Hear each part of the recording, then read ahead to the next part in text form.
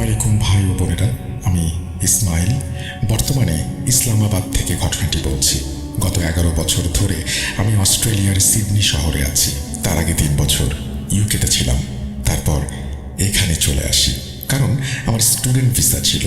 বিদেশে নতুন জীবন, কাজ খোঁজা খুবই কঠিন ছিল, বিশেষ করে স্টুডেন্ট ভিসা নিয়ে।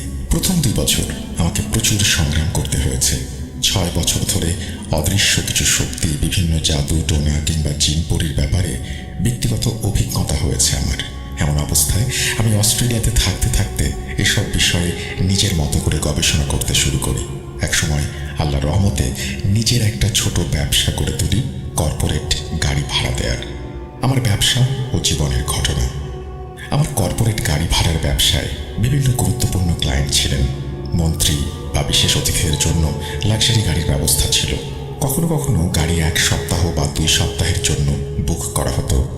ব্যবসার শুরুতে অনেক কাঠখড় পোড়াতে হয়েছে।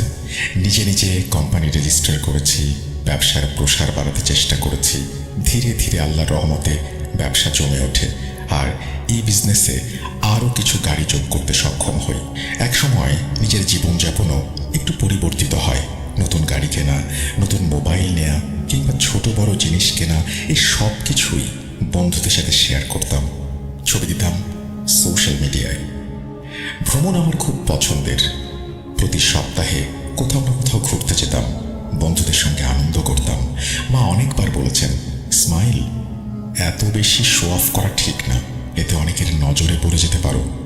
কিন্তু তখন আমার এসব কথা শোনার সময় ছিল না। 2015 সালে জীবন অনেকটাই স্থিতিশীল হয়ে গিয়েছিল। পাকিস্তানে গিয়ে নতুন একটা গাড়ি কিনে ফেললাম, যদিও আগে থেকেই একটা গাড়ি ছিল। মা তখনও বলেছিলেন এত তাড়াহুড়া না করতে। উনি বললেন যে যখন বাড়িতে আগে থেকেই গাড়ি আছে তখন নতুন গাড়ি কেনার দরকারটা কি। কিন্তু আমি চাইতাম আমার পরিবারের মধ্যে আমার কাছেই সবচেয়ে ভালো গাড়ি থাকুক। ওই সময় আমি 2-3টা বিয়েতে গেস্ট হিসেবেও গিয়েছিলাম। সেখানে আমি বেশ পরিচিত হয়ে উঠেছিলাম। সবাই ধরেই নিয়েছিল আমার কাছে অনেক টাকা আছে আর দামি জিনিসপত্রও আছে, তাই আমি অনেকেরই নজরে পড়ে গিয়েছিলাম। এমনকি যাদের সঙ্গে আগে কখনো কথা হয়নি তারাও আমাকে ডাকতে শুরু করলেন। তখন থেকেই আমি এঙ্গেজ ছিলাম। আমার মামার মেয়ের সঙ্গে এঙ্গেজমেন্ট হয়ে গিয়েছিল। তারা একটা কোয়ার্টারে থাকতেন, কিন্তু এঙ্গেজমেন্টের খবর থাকা সত্ত্বেও কিছু আত্মীয় স্বজন এসেছিলেন তাদের মেয়ের বিয়ের প্রস্তাব নিয়ে। তারা আম্মিকে বললেন, আমরা আমাদের মেয়ের জন্য প্রস্তাব দিতে এসেছি। আমি বললেন, ইসমাইল তো আগে এঙ্গেজমেন্ট হয়ে গেছে ওর মামার মেয়ের সঙ্গে, তাদের সম্পর্কও ঠিক আছে। তারপরও কিভাবে এটা জানার পরেও আপনারা প্রস্তাব নিয়ে এলেন? তারা বলতো, এঙ্গেজমেন্ট তো ভাঙাও যেতে পারে। এটা শুনে আমারও অদ্ভুত লাগলো। কয়েকদিন পর আমি আবারও অস্ট্রেলিয়ায় ফিরলাম আর আমার কাজে যোগ দিলাম। দেশে ফেরার 12 থেকে 14 দিন পর একদিন সকালে স্বাভাবিকভাবে কাজে বের হলাম আর অফিসে চলে গেলাম। অফিসে গিয়ে কাজ শুরু হয়ে গেল। আমার বাসা সিডনি শহর থেকে 30 থেকে 40 মিনিটের ড্রাইভ ছিল। অফিস থেকে বের হয়ে ফিরছিলাম, পথে হঠাৎ গাড়ি কোনো কিছুর ওপর উঠে গেল। সঙ্গে সঙ্গে টায়ার ফাটার শব্দ পেলাম। আমি চিন্তায় পড়ে গেলাম, কিছুই বুঝতে পারছিলাম না। রাস্তায় কিছু ছিল না আর আমি খুব সতর্কতার সাথে গাড়ি চালাচ্ছিলাম। যেখানে দাঁড়িয়েছিলাম সেখানেই গাড়ি থামালাম। নেমে দেখি বাম পাশের 2টা টায়ারই ফেটে গেছে। আমার কাছে একটা টায়ার ছিল আর একটা ছিল না, তাই রাস্তার পাশে দাঁড়িয়েই সাইট অ্যাসিস্ট্যান্টকে ফোন করলাম। সে এসে আমার গাড়ি লোড করলো। আমি এবার নিজে একটা উবার বুক করলাম, বাসায় ফিরলাম। বাসায় এসে মোবাইলটা দেখলাম, কিছুক্ষণ পর ঘুমিয়ে পড়লাম। এটাই সেই রাত যেখান থেকে ঘটনার শুরু। বুঝতেও পারিনি আমার সাথে কি হচ্ছে। রাত 3টার দিকে ঘুম ভেঙে গেল। কেউ আমার বুকে আঘাত করলো। প্রচণ্ড ব্যথা আর হৃদস্পন্দন খুব দ্রুত হচ্ছিল। চমকে উঠে দেখি শরীর ঘামে ভিজে গেছে, হাত পা ঠান্ডা হয়ে গিয়েছিল। শরীরে প্রবল ব্যথা, সম্পূর্ণ বাহু ও চোয়ালে ব্যথা। আমি চিৎকার করে উঠলাম। আমি বন্ধুদের সঙ্গে থাকতাম। পাশের রুমের বন্ধু দৌড়ে এসে আমার অবস্থা দেখে সঙ্গে সঙ্গে আমাকে গাড়িতে তুলে নিয়ে হাসপাতালে চলে গেল। নার্স আমার আঙুলে একটা মেশিন লাগালো, যা ব্লাড প্রেশার দেখার যন্ত্র। এটাকে বলে অক্সিমিটার। অক্সিমিটার লাগিয়ে আমার হার্টবিট দেখলো যে 320-এর ওপরে। তখনই জরুরি বাটন চেপে ব্লু কোড ডাকা হলো, কারণ আমার অবস্থা খুবই সংকটাপন্ন। তখনই আমাকে আইসিইউতে নিয়ে যাওয়া হলো, আমাকে ওষুধ প্রদান করা হলো। আমি কিছু বুঝে উঠতে পারছিলাম না আমার সাথে কি হচ্ছে। সব টেস্ট হলো, রিপোর্ট একদম স্বাভাবিক, আমি সম্পূর্ণ সুস্থ। ডাক্তাররা অবাক, কিভাবে এটা সম্ভব? হার্টবিট এত দ্রুত, বুকের ব্যথা, কিন্তু কিছু ধরা পড়ছে না কেন? যাই হোক, সুস্থ হয়ে বাড়ি ফিরে এলাম, কাজে ফিরে গেলাম। 2-3 দিন কেটে গেল, আবারও একই ঘটনা ঘটল। আবারও হাসপাতালে যেতে হলো। সিচুয়েশন আবার আগের মতোই। পরীক্ষা করলো ডাক্তার, সব ক্লিয়ার। এখন এটা একদম রুটিন হয়ে গেছে। প্রায় 3 দিন পর পর আমার এই হার্ট অ্যাটাক হয়। আমি একদম মৃত্যুর মুখে চলে যাই। হাসপাতালে যাই, টেস্ট করাই, কিন্তু সব রিপোর্ট নর্মাল আসে। ডাক্তাররা কিছুই বুঝে উঠতে পারছিল না সমস্যা কোথায়। অনেক বন্ধু আমাকে বলেছিল, তোমাকে দেশ ছাড়তে হবে, পাকিস্তানে যেতে হবে। এখানে ডাক্তাররা কেবল টেস্টের ওপর নির্ভর করে, ওখানকার ডাক্তাররা অনেক ভালো। আমি পাকিস্তানে ফিরে এলাম। আমার বাড়ির সবাই আমাকে একটা হসপিটালে ভর্তি করলো। আমার সব ধরনের টেস্ট করা হলো। তখন আমার অবস্থা এমন ছিল যে দিনে 2-3 বার আমার অ্যাটাক হতো। আমি সব সময় যন্ত্রণায় থাকতাম, একদম শান্তি পেতাম না। তখন হাসপাতালের স্টাফরা আমাকে ঘুমের ওষুধ দিত। আমি ঘুমিয়ে থাকতাম, আর চোখ খুললেই আবার যন্ত্রণায় ভুগতাম।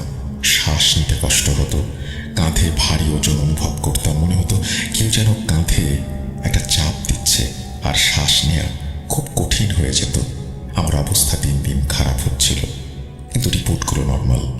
ঠিক তখনই মামা আমার অবস্থা দেখে আমার মাকে বললেন, আভা, এটা হয়তো বা জাদু বা নজর হতে পারে।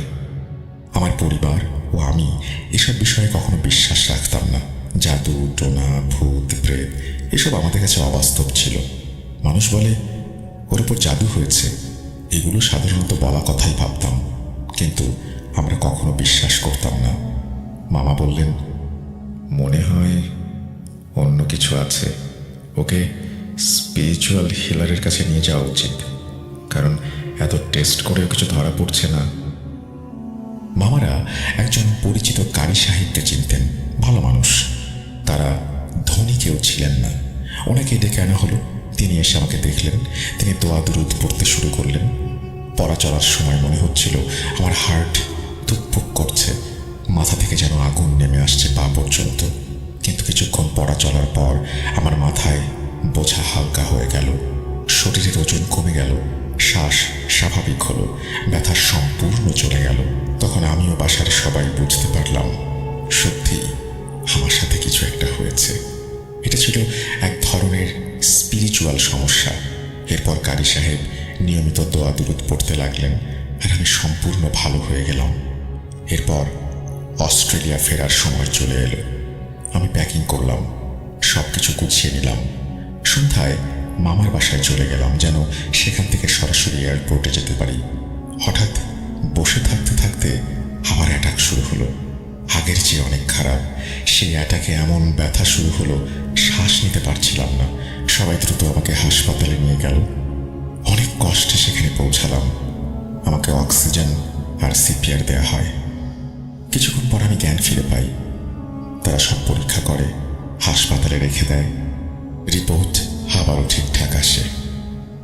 কয়েকদিন সুস্থ থাকি, কিন্তু যখন আবার অস্ট্রেলিয়া যাওয়ার জন্য বের হলাম, ঠিক তখনই একই সমস্যা শুরু হয়। আবার আগের অবস্থায় ফিরে যাই। আমার সাথে এভাবে 3 বার হলো। তখন স্পষ্ট হয়ে গেল যে যে সমস্যাটা ছিল সেটা যেন চাইছিল না আমি অস্ট্রেলিয়া যাই। তারপর কারি সাহেব বললেন, এটা আমার হাতে নেই, একজন হুজুর সাহেবের কথা বলি আপনাকে, আপনি ওনার কাছে যান। ফয়সালাবাদে আমার বাড়ির লোকেরা আমাকে নিয়ে গিয়েছিলেন সেখানে। সেই হুজুর সাহেব আমাকে দেখে বললেন, এর ওপর অনেক শক্তিশালী কালো জাদু করা হয়েছে, আর কিছু একটা ওকে এখান থেকে বেরোতে দিচ্ছে না। তারপর তিনি দোয়া পড়লেন এবং জাফরানের সাহায্যে কিছু তাবিজ দিলেন মাসখানেকের জন্য। উনি আমাকে বললেন, তুমি ফিরে গিয়ে কারি সাহেবকে বলো আমি একটা দোয়ার ব্যবস্থা করেছি, তোমরা সবাই মিলে সারা রাত মসজিদে বসে সেই দোয়া পড়ো।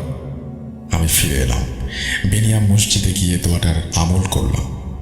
মসজিদে থেকেও সবকিছু খুব অদ্ভুত লাগছিল, কেমন যেন গা ছমছমে একটা অনুভূতি। মনে হচ্ছিল কেউ আমার আশেপাশে আছে। কারি সাহেবও পড়ছিলেন, আর আমি ওনার পাশে বসে পড়ছিলাম। আমরা সম্পূর্ণ রাত জোরে জোরে পড়েছি। এরপর তিনি একটা হাঁড়ি নিয়ে এলেন। তার মধ্যে কিছু বস্তু ছিল, সেটার ভিতরে দোয়া পড়ে সেটা বন্ধ করে দিলেন। বললেন, এটা কোথাও ভাঙা জায়গায় পুঁতে এসো। আমি, আমার মামা আর আমার বাবা সবাই মিলে এক ভাঙা জায়গায় গেলাম। সেখানে গিয়ে সেই হাঁড়িটা পুঁতে দিলাম। পরে হুজুর সাহেবের সঙ্গে কথা হলো। তিনি বললেন, এবার তুমি টিকিট কেটে নাও, আল্লাহ চাইলে তুমি যেতে পারবে। আমি একটু ভয় নিয়ে টিকিট কাটলাম। এবার আমার কিছুই হয়নি। আমি আবার অস্ট্রেলিয়ায় ফিরে গেলাম। 3 মাস ধরে আমি তাবিজ পড়তাম এবং চেষ্টা করতাম সম্পূর্ণ সুস্থ থেকে স্বাভাবিক জীবন কাটাতে। কিন্তু 3 মাসের মাথায় তাবিজের মেয়াদ শেষ হয়ে গেল। মাত্র 1 সপ্তাহের মধ্যে আবার সমস্যা শুরু হলো। এতটাই খারাপ অবস্থা ছিল যে আমাকে আবার হাসপাতালে ভর্তি হতে হলো। আমার অবস্থা এতটাই খারাপ হয়ে গিয়েছিল যে সব রকম পরীক্ষা নিরীক্ষা করার পরেও সবকিছু নর্মাল আসলো। কিছুতেই তবু উন্নতি হচ্ছিল না। বাড়ির সবাই খুব চিন্তিত হয়ে পড়লেন। অনেকে বন্ধু বান্ধব আর আত্মীয়দেরও এটা জানালেন, তারাও উদ্বিগ্ন, বিরক্ত। আমার অবস্থা আরও খারাপ হতে শুরু করলো। নাক দিয়ে রক্ত পড়তে লাগলো, মুখ দিয়ে রক্ত পড়তে লাগলো। আমার ওজন কমতে শুরু করলো, শরীরও দুর্বল হয়ে গেল। আমি আগে বেশ ভালোই ছিলাম, কিন্তু তখন কোনো কাজে মন বসতো না, কিছুই করতে পারতাম না। ধীরে ধীরে সব কাজ বন্ধ হয়ে গেল, সমস্ত কন্ট্রাক্ট শেষ হতে থাকলো। বাঁচার জন্য আমাকে গাড়ি বিক্রি করতে হলো। একে একে সব গাড়ি বিক্রি হয়ে গেল। আমার অবস্থা খারাপ থেকে আরও খারাপের দিকে গেল। টাকা ফুরিয়ে গেল, ব্যবসাও থেমে গেল। তখন অনেকেই বলল, অস্ট্রেলিয়ায় কিছু শ্রীলঙ্কান আছে যারা দুরানি চিকিৎসা করেন, তুমি তাদের কাছে যাও। আমি তাদের কাছে গেলাম। তারা আমাকে চিকিৎসা করলো এবং কিছু সময়ের জন্য ভালো লাগলো আমার। যেমনটা আমি আগেই বলেছিলাম, আমি ভ্রমণ করতে খুব ভালোবাসি। তখন শরীর খারাপ ছিল, তাই আমার বন্ধুরা বলল, আমরা কোথাও যাই।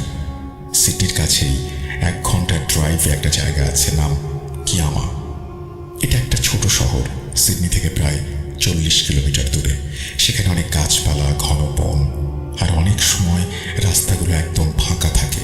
আমরা বিকেলে প্রায় 5টা থেকে 5:30টার মধ্যে বের হলাম। আমার সঙ্গে ছিল আমার বন্ধু আর মামাতো ভাই আমজাদ। আমরা কিয়ামায় পৌঁছালাম। মাঝে মাঝে কিছু জায়গায় থেমে যখন পৌঁছালাম তখন রাত প্রায় 9টা থেকে 9:30। সেখানে একটা ব্লু হোল ছিল, মানে ওখানে পাথরের মধ্যে একটা ছিদ্র ছিল, আর সেই ছিদ্রটা নিচে সমুদ্রের সাথে সংযুক্ত ছিল। যখন বড় ঢেউ আসতো, জল ওই ছিদ্র দিয়ে ফেটে বের হতো। এটা একটা টুরিস্ট স্পট, অনেক মানুষ আসে। তখন শীতকাল, এখানে শীত উল্টো। জুন জুলাইতে শীত পড়ে, ডিসেম্বর জানুয়ারিতে গরম। শীতে ওখানে ঠান্ডা বাতাস বইত। আমার বন্ধুরা সেটা দেখে মুগ্ধ হয়ে গিয়েছিল। তখন আমাদের ছাড়া ওখানে আর কেউ ছিল না। এখান থেকেই ঘটনার শুরু। আমি সেখানে দাঁড়িয়েছিলাম, হঠাৎ আমার চোখে কিছু পড়ে যায়, আর আমি 3-4টা ধাপ হেঁটে সামনের দিকে এগোতেই দেখি সেখানে কেউ নেই। সেটা ছিল সেই দিন যেদিন আমার শরীরে অদ্ভুত কিছু একটার আনাগোনা শুরু হলো। মনে হয়েছিল হয়তো আমার কোনো বন্ধু মজা করছে, কিন্তু আজ পর্যন্ত কেউ কোনোদিন এমন মজা করেনি। সবাই জানতো আমি অসুস্থ। আমার সব বন্ধু আর সবাই আমার সামনেই দাঁড়ানো ছিল, আড়ম্বরে করে কথা বলছিল। হালকা হালকা বৃষ্টি শুরু হয়েছিল। আমি তাদের দিকে তাকালাম, আমার পেছনের দিকেও তাকালাম। অবাক হয়ে গেলাম, আমার সঙ্গে ঠিক কি হচ্ছে বুঝতে পারছিলাম না। একটু পর আমার অবস্থা খারাপ হতে শুরু করলো। মনে হচ্ছিল যেন কাঁধে ভারী একটা কিছু চাপ দিচ্ছে, আমার হার্ট যেন থেমে যাবে। আমি বললাম, ভাই, আমাদের ফিরতে হবে। তখন প্রায় 10:30 বা 11টা বেজেছিল। আমরা তখন সেখান থেকে রওনা দিলাম। আমার কাজিন গাড়ি চালাচ্ছিল, আমি পাশে বসেছিলাম, আর পেছনের সিটে আমাদের 3 বন্ধু। আমরা যখন মেইন হাইওয়েতে পৌঁছালাম, 2 পাশে জঙ্গল, হালকা বৃষ্টি, একদম ভয়ানক পরিবেশ। কেউ ভাবেনি সামনে কি হতে যাচ্ছে। গাড়ি মেইন হাইওয়েতে 110 কিলোমিটার গতিতে চলছিল। সেই গতিতে এগোচ্ছিলাম। আমার কাজিন স্পিড বাড়ানোর চেষ্টা করছিল, কিন্তু গাড়ি 40-এর বেশি যাচ্ছিল না। গাড়ির ইঞ্জিনে অনেক আওয়াজ হচ্ছিল। গাড়িটা ছিল অটোমেটিক, অ্যাক্সিলারেটরে সম্পূর্ণ চাপ ছিল, তবু গতি 40-এর ওপরে উঠছিল না। আমি কিছুই বুঝতে পারছিলাম না। বাকিরাও অস্বস্তির টের পাচ্ছিল। আমি কাজিনকে জিজ্ঞেস করলাম, কি সমস্যা? সে বলল, ভাই আমি তো চেষ্টা করছি, কিন্তু গাড়ি তো এগোচ্ছে না। তখন আমারও সন্দেহ হতে লাগলো, কিছু একটা সমস্যা নিশ্চয়ই আছে, হয়তো আমাদের সঙ্গে কিছু একটা ঘটতে চলেছে। একটা অজানা ভয় আমাদের ঘিরে ধরল। আমি আগেই সবাইকে বলেছিলাম, ধীরে ধীরে সবাই দোয়া পড়তে থাকো। সবাই জানতো আমার শরীরে সমস্যা চলছে, কিন্তু হঠাৎ করেই শরীর আরো খারাপ হয়ে গেল। তখন কারি সাহেব, যার কাছ থেকে চিকিৎসা নিচ্ছিলাম, তিনি আমাকে একটা ভয়েস নোট পাঠিয়েছিলেন আর বলেছিলেন শরীর খারাপ লাগলেই ওই অডিওটা শুনতে। আমজাদ আমাকে বলল, কেবল লাগিয়ে অডিওটা প্লে করো, শরীর ভালো লাগবে। আমি কেবল লাগালাম, অডিও প্লে করলাম। এখনো অর্ধেকও শেষ হয়নি, অদ্ভুত একটা অনুভূতি হলো। চারপাশে সম্পূর্ণ অন্ধকার, শীতের রাত। মনে হচ্ছিল আমাদের বাম পাশে কিছু একটা আছে। আমি কাঁচের বাইরে তাকালাম, দেখলাম একটা কালো ছায়া ধীরে ধীরে হেঁটে আসছে। সেই অন্ধকারে স্পষ্ট ছিল জেড ব্ল্যাক একটা ছায়া আমাদের গাড়ির সাথে সাথেই চলছিল বাম পাশে। আমি যখন দেখলাম, সাথে সাথে পেছনের সিটের 3 বন্ধুও দেখলো। সবাই পেয়ে গেল ভয়। আমি জোরে জোরে বললাম, যে যা পারো সবাই সূরা নাস পড়ো। সবাই জোরে জোরে আয়াতুল কুরসি পড়ছিল। ভয় এতটাই বেড়ে গিয়েছিল যে মাঝে মধ্যে ভুলও পড়ছিল। তারপর মনে হলো গাড়িটা আরো ভারী হয়ে গেল। ওই পরিস্থিতি বলে বোঝানো যাবে না। আপনারা যদি কল্পনা করেন তাহলে হয়তো বুঝতে পারবেন। আমাদের গাড়ি চালানোই কষ্টকর হয়ে গিয়েছিল। আমার হঠাৎ খুব খারাপ লাগতে শুরু করলো। হুঁশও চলে গেল। কিছু বুঝতে পারছিলাম না আমার সঙ্গে কি ঘটছে। পরে আমজাদ আর বাকি বন্ধুদের বর্ণনায় গাড়ির ভেতর যেন কিছু একটা ঢুকে পড়েছিল, আর আমি যেন ঠিকভাবে নিজেকে সামলাতে পারছিলাম না। মনে হচ্ছিল আমার মধ্যে অদ্ভুত এক শক্তি এসে ভর করেছে, যার ফলে আমি নিজেকে আর নিয়ন্ত্রণ করতে পারছি না। ঘন জঙ্গল, ভয়ঙ্কর রাস্তা, দূরে দূরে কোনো মানুষের বসতি নেই, কোথাও গাড়ির চিহ্নও নেই। আর ওরা সবাই চেষ্টা করছিল আমাকে আগের অবস্থায় ফেরানোর জন্য। ওরা কিছু একটা পড়ছিল, আমার উপর ফু দিচ্ছিল, আমাকে নিয়ন্ত্রণে আনার চেষ্টা করছিল, কিন্তু কিছুতেই কিছু হচ্ছিল না। অবশেষে অনেক কষ্টে ওরা আমাকে সামলাতে পারলো। আমরা একটা ছোট্ট শহরে পৌঁছালাম। সেখানে ওরা গাড়ি থামালো, আমাকে নামিয়ে শুইয়ে দিল, আমার মুখে পানি দিল। চেতনা ফিরতে একটু সময় লেগেছিল। হঠাৎ মনে হলো কেউ যেন আমাকে ধাক্কা মেরে ফেলে দিয়েছে। শরীরের হাড় গোড় সব ভেঙে গেছে। আমরা 3-4 ঘন্টায় 1.5 ঘন্টার পথ পাড়ি দিলাম। অনেক দেরি করেছিলাম। রাত প্রায় 3:30 থেকে 4টায় আমরা বাড়ি পৌঁছালাম। বাড়ি ফিরে মনে হচ্ছিল চারপাশে কিছু একটা ঘুরছে, কখনো এদিকে আসে, কখনো ওদিকে চলে যায়। আমার এই অনুভূতি সবার মধ্যেই বিরাজ করছিল। আমরা সবাই এক বাড়িতে থাকতাম। হঠাৎ করে মনে হলো সামনের রুমে কেউ আছে। কিছু একটা কটমট শব্দ হচ্ছিল, মনে হচ্ছিল শুধু আমিই শুনতে পাচ্ছি। আমি আমজাদকে বললাম, তুমি কি শুনছো কেউ হাঁটছে? সেই রুমটা ছিল রান্নাঘরের পাশে। আমজাদ আমার দিকে তাকালো, মাথা নাড়ল। সবাই খুব গম্ভীর। যাই হোক, সেদিন রাতে সবাই এক রুমে ঘুমালাম আর রুমেই থাকলাম, কারণ সবাই খুব ভয় পেয়েছিলাম। এরপর থেকে সেই অদ্ভুত ঘটনাগুলো ঘটতে লাগলো। রান্নাঘরে হাঁড়ি পাতিলের শব্দ, নিজে থেকেই দরজা খুলে যাওয়া, এসব ভয়ানক কাহিনী শুরু হয়ে গেল। পরদিন রাতে আমরা সবাই নিচে বসে ডিনার করছিলাম। ওপরে ফ্যানের সাথে একটা লাইটও ছিল। হঠাৎ ফ্যানটা শব্দ করতে শুরু করলো আর হালকা কেঁপে উঠল। সবাই উপরে তাকালাম আর বললাম, কেউ ভয় পেও না, খাওয়া চালিয়ে যাও, সব ঠিক আছে। আমি বলতেই ফ্যানটা অনেক জোরে তুলতে শুরু করলো। অনেকেই উঠে দৌড়ে চলে গেল। আমি একাই বসে রইলাম। পায়ে অদ্ভুত অনুভূতি হচ্ছিল। বাকিরাও টের পেল। সেই অনুভূতি ক্রমেই বাড়তে লাগলো। তখন আমি ঘরে ঘুমানোর সিদ্ধান্ত নিলাম। বাকিদেরও বললাম আমার রুমে থেকে যেতে, যেন কোনো সমস্যা হলে সবাই পাশাপাশি থাকি। তখন চারপাশটা ভারী হয়ে উঠেছিল। এসবের পর রাতে ঘুম আসতো না, আর ঘুম না এলে অদ্ভুত সব শব্দ শুনতাম। এখানকার বেশিরভাগ ঘর কাঠের, তাই মনে হতো কেউ যেন কাঠের নখ দিয়ে আঁচড় কাটছে। কখনো আবার বাইরে গাড়ির দরজা বন্ধ করার শব্দ, কখনো কারো কাশির শব্দ ভেসে আসতো। আমার রুমের পেছনে একটা ফ্ল্যাট ছিল, যেখানে 2 ভাই থাকতো। এক রাতে ঘুম আসছিল না। হঠাৎ ফ্ল্যাট থেকে কারো জোরে কাশির শব্দ শুনতে পেলাম, থামছেই না।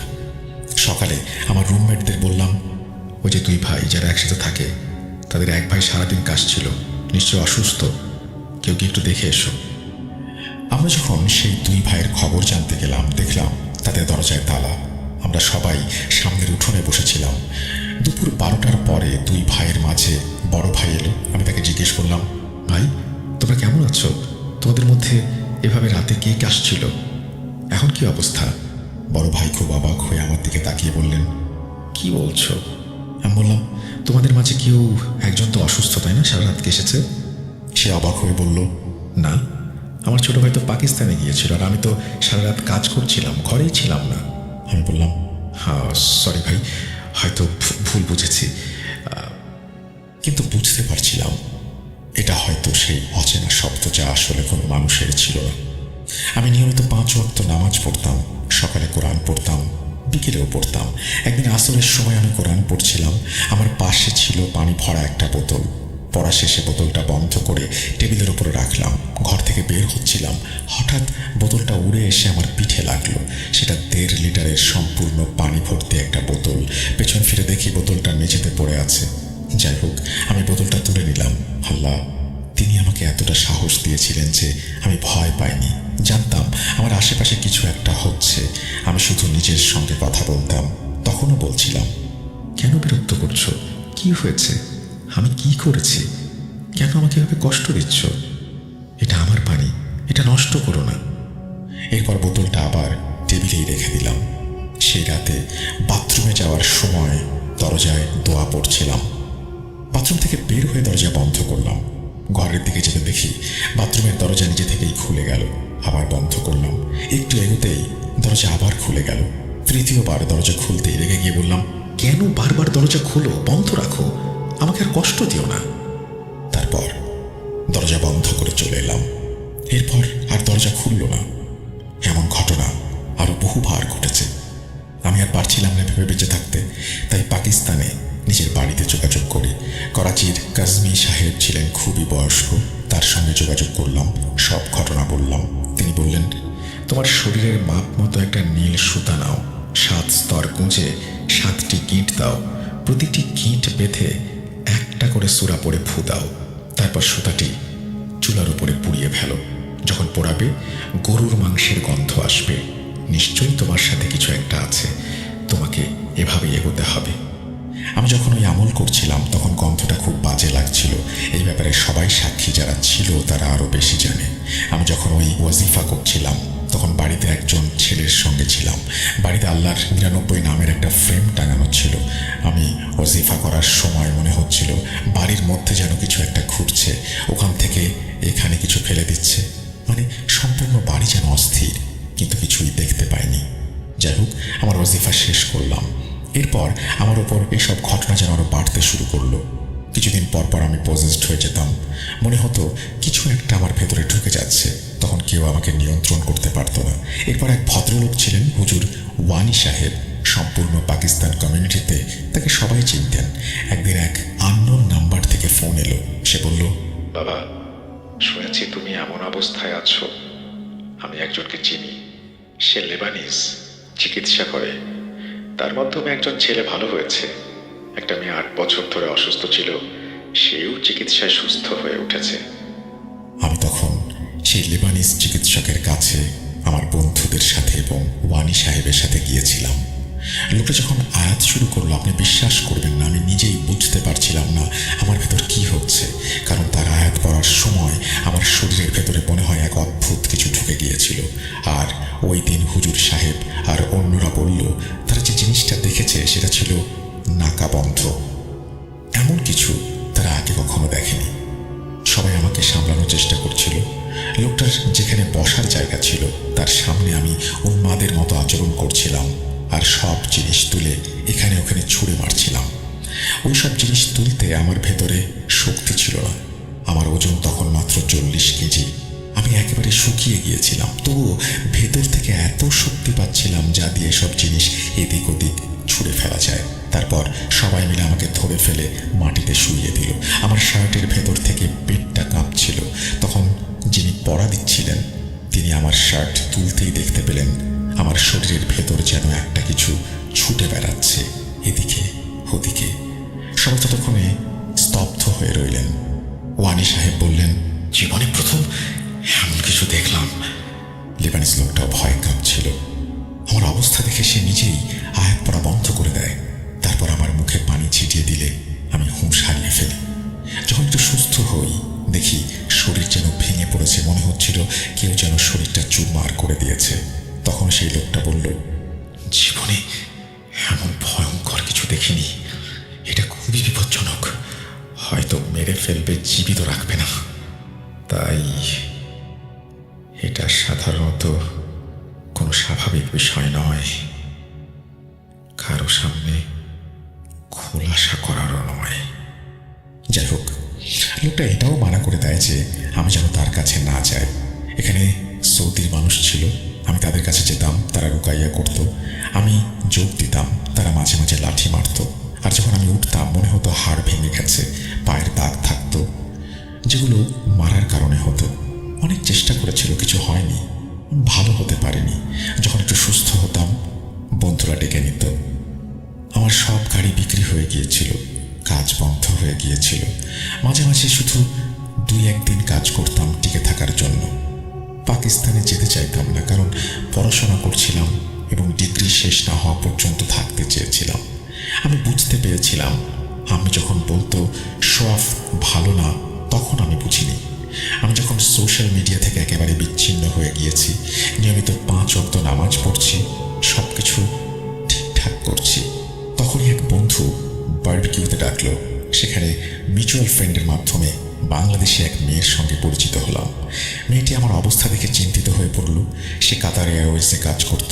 পরে বাংলাদেশে ফিরে গিয়ে সে তার খালার সাথে আমার বিষয়ে কথা বলল, জানালো আমার সাহায্য দরকার। এর মাঝে আমি পাকিস্তানে গিয়েছিলাম। এমন কোনো শহর নেই যেখানে যাইনি চিকিৎসার জন্য। মুলতান, লাহোর, করাচি, কোয়েটা, সব জায়গায় গেছি, তবুও ঠিক হয়নি। সেই সময় আমার এঙ্গেজমেন্টটাও ভেঙে গিয়েছিল, কারণ মেয়ে বলল এমন অসুস্থ মানুষের সঙ্গে আমি জীবন কাটাবো কীভাবে। যাই হোক, বাংলাদেশি মেয়েটা তার খালার সঙ্গে কথা বলে।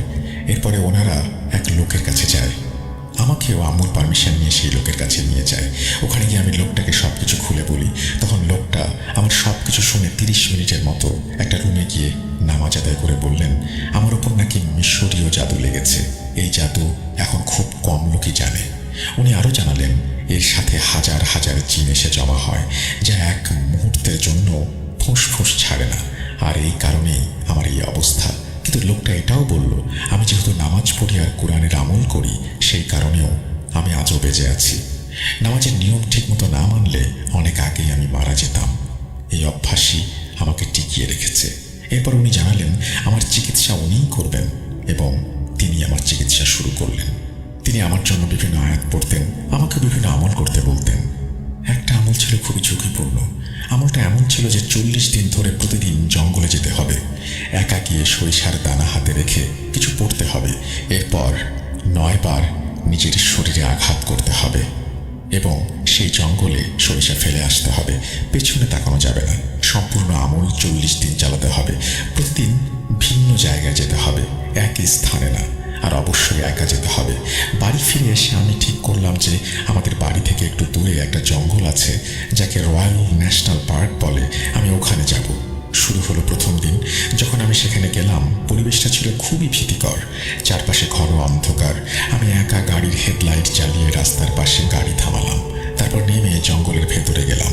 লেবু হাতে নিয়ে 4 টুকরো করে তার নিচে সরিষার দানা রাখলাম। তারপর সেই হুজুরের কথা মতো সেই ওয়াজিফা পড়লাম। পড়া শেষ করে উঠতে যাব, হঠাৎ মনে হলো আমার পেছনে কেউ দৌড়াচ্ছে, যেন অনেক মানুষ আমাকে ধাওয়া করছে। ভয়ঙ্কর শব্দে কেউ আমার পিছু নিল। বুঝতে পারছিলাম না শব্দটা সামনে থেকে আসছে নাকি পাশ থেকে। আমার ঠিক পেছনেই কি পরিষ্কার হচ্ছিল না। হুজুরের কথা আমার মনে ছিল, যেভাবে বলা হয়েছে ঠিক সেভাবেই আমাকে সাহস রাখতে হবে, পেছনে তাকানো যাবে না, সেখান থেকে বেরিয়ে আসতে হবে। আমি কোনো মতে দৌড়ে গাড়িতে উঠে বসলাম। নিজের সাথে লড়াই করছিলাম। গাড়ি নিয়ে দ্রুত চলে এলাম। আমাকে 40 দিন এভাবে আমল করতে হবে বলেছিলেন উনি, অথচ একদিনেই আমি ভয়ে অস্থির। ফিরে গিয়ে ওনাদের বললাম আমার সঙ্গে এমন ঘটনা ঘটেছে। ওনারা জানালেন এটা তো হবেই, এই সমস্যা থেকে মুক্তি পেতে হলে সহ্য করতে হবে। এরপর সাহস সঞ্চয় করে আমি আবার আমল শুরু করলাম। প্রতিদিনই অদ্ভুত অদ্ভুত কিছু ঘটত। প্রায় 20 দিন পেরিয়ে গেছে। একদিন আমল সেরে বাড়ি ফেরার পথে দেখি গাড়ির টায়ার পাংচার হয়ে গেছে। সামনের দিকটা একদম নিচে বসে গেছে। জঙ্গলের পরিবেশ এবং সেখানে টায়ার বদলানোর সাহস হলো না। পেছন থেকে অজানা অদ্ভুত আওয়াজ আসছিল। বাধ্য হয়ে গাড়ির মধ্যে বসে পাংচার টায়ারটাই আমি টেনে নিয়ে গেলাম।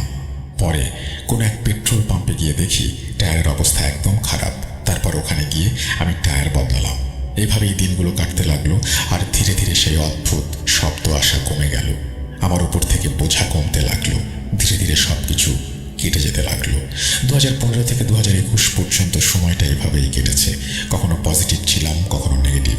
সব কিছু একা একাই অনুভব করেছি। এর মাঝে একদিন ভোরে 2 দিন টানা কাজ করার পরে আমি গাড়িতে উঠলাম। তখন হঠাৎ গাড়ির মিররে দেখলাম পেছনে এক অদ্ভুত ভয়ঙ্কর মুখ, লম্বা কালো চুল, হিমশীতল চাহনি। আমি আচমকা পেছনে ফিরে তাকালাম, কিন্তু সেখানে কিছুই দেখতে পেলাম না। তাই আবার ফিরে এসে ঘরে ঢুকে ওয়াজিফা পড়া শুরু করলাম। এরপর আমি সেই লোকটিকে জানালাম আমি আর কাজ করতে পারবো না, কারণ শরীর ভালো নেই।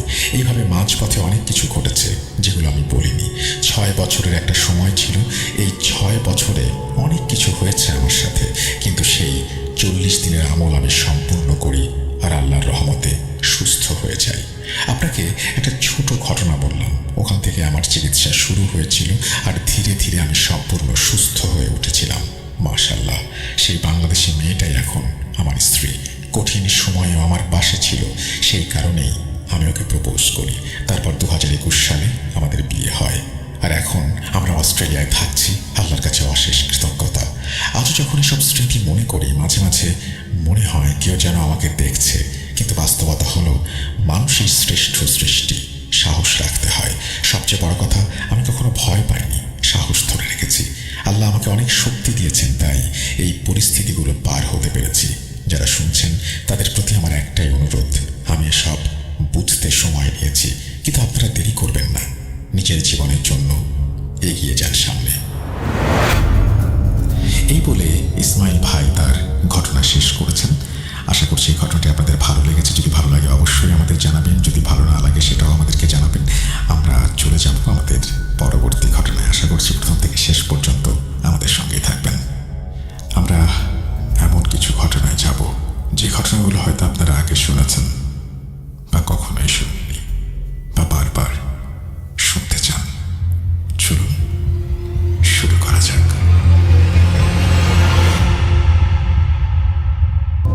প্রিয় লিসেনার্স, একবার চিন্তা করে দেখুন, আপনার পরিচিত কোনো একজন মানুষ যাকে আপনি সবসময় দেখছেন আপনার আশেপাশে, যার সাথে আপনি সবসময় চলাফেরা করছেন, যদি হঠাৎ করেই কোনো একদিন আপনি জানতে পারেন সেই মানুষটি আসলে মানুষ না, একজন জিন, তখন বিষয়টি কেমন হয়ে দাঁড়াবে? আমি জানি প্রিয় লিসেনার্স, আমার এই কথাগুলো খুবই অস্বাভাবিক লাগছে আপনার কাছে। প্রিয় লিসেনার্স, আমার এই কথাগুলো বলার পেছনের উদ্দেশ্য কি জানতে চান? ধীরে ধীরে সব জানতে পারবেন।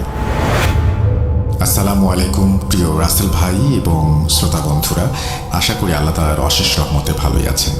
আমি লাজিম ইয়াসার জিয়াদ আজ আবারও ফিরে আসলাম প্রিয় লিসেনাররা আপনাদের মাঝে একটি ঘটনা নিয়ে। আজকের এই ঘটনাটি শুরু করার আগে আমি ভাইয়ার কাছে ক্ষমা চেয়ে নিচ্ছি আমার লেখায় অনিচ্ছাকৃত ভুলের জন্য। এই ঘটনাটি আমি সংগ্রহ করেছি মোহাম্মদ রুবেল হৃদয় ভাইয়ের কাছ থেকে। এর আগেও তার কাছ থেকে সংগ্রহ করা একটি ঘটনা আমি শেয়ার করেছিলাম, যা এপিসোড 214-তে সেই ঠান্ডা হাত শিরোনামে প্রচার করা হয়েছিল। তো চলুন সরাসরি ঘটনায় চলে যাওয়া যাক। বলছেন রুবেল ভাই। আমি বিয়ে করেছি কিছুদিন হয়। প্রতি শুক্রবার রাতের ধারাবাহিকতায় সে রাতেও আমি হেডফোনের মাধ্যমে ভূত.com-এর কোনো একটি এপিসোড উপভোগ করছিলাম। এমন সময় আমার ওয়াইফ আমার কাছে এসে বলে ওঠে, প্রতি শুক্রবার রাতে তুমি হেডফোন কানে দিয়ে কি করো, কি শোনো? আজকে আমাকেও শোনাও তো। ওর এমন কথায় আমি ওর কানে একটি হেডফোন দিয়ে দিই। এরপর ও আর আমি মিলে সেদিন ভূত.com-এর এপিসোডটি উপভোগ করি। এপিসোডটির শেষে আমার ওয়াইফ হঠাৎ করে আমাকে বলে ওঠে, আমার পরিবারের একজন সদস্যের সাথে খুবই বেদনাদায়ক এবং ভয়ানক একটি ঘটনা ঘটেছে, যে ঘটনাটির প্রত্যক্ষদর্শী আমি নিজে। ওর এসব কথা শুনে আমার মনে বেশ আগ্রহ জন্মায় ঘটনাটি শোনার জন্য। এরপর আমি ওর কাছে ঘটনাটি সম্পর্কে বিস্তারিত জানতে চাই। আমার আগ্রহ দেখে আমার ওয়াইফ ইয়াসমিন লিজা বলতে শুরু করে, আমার বাড়ি ঈশ্বরদী জেলার কোনো এক গ্রামে। আমার বাবারা মোট 7 ভাই। 7 ভাইয়ের মধ্যে সবার ছোট যিনি, মানে আমার ছোট চাচা, তিনি হচ্ছেন এই ঘটনাটির ভিকটিম। আমার ছোট চাচার নাম মোহাম্মদ হৃদয়। ঘটনাটি ঘটাকালীন আমার বয়স 15 বছর। সে সময় আমার চাচার সবেমাত্র বিয়ের কথাবার্তা চলছে, তার জন্য পরিবার থেকে মেয়ে দেখা হচ্ছিল। যাই হোক, একদিন দাদু এবং আমি আমাদের ঘরে বসে আছি, এমন সময় চাচা আসেন দাদুর কাছে এবং বলেন তার দাদুর সাথে কিছু কথা আছে। দাদু যদি অনুমতি দেন তাহলে তিনি বলবেন। বলে রাখা ভালো, আমার দাদা অনেক আগেই মারা গিয়েছিলেন, তাই দাদুর পর তিনি ছিলেন বাড়ির প্রধান। এরপর দাদু অনুমতি দিলে চাচা বলতে শুরু করেন, মা, আপনারা তো আমার বিয়ের জন্য মেয়ে দেখছেন, তবে আমার এখানে কিছু কথা আছে যা আপনাদের বলা খুবই দরকার।